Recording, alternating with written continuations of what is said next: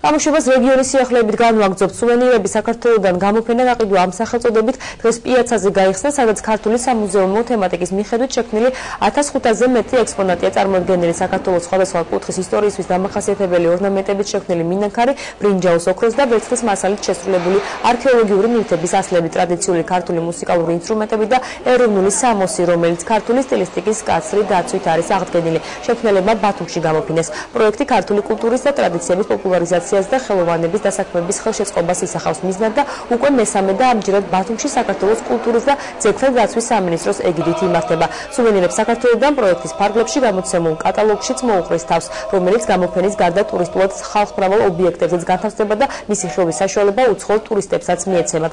გამოფენა გაყიდვა პიაცაზე 22 ივლისამდე გაგრძელდება.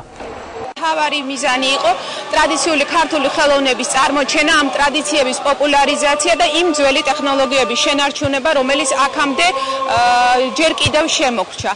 სწორედ აი ამ გამოფენების მიზანი სუვენირები საქართველოდან არის უშუალოდ ავტორების, მხატვრების დასაქმება, მათი შემოსავლების ზრდა და იმ ნამუშევრების პოპულარიზაცია, რომელსაც ტრადიციული ქართული ხელოვნება ჰქვია. ხელს უწყობ ხალხურ სიმღერას, ხალხურ კულტურას, რაც მთავარია, აი ეს არ უნდა დაიკარგოს. ჯერ კიდევ როდის აი მე-17 საუკუნეში პაატამ ალე-ლალედ გამოაცილა ფანდურით თავის მამას საქართველოში.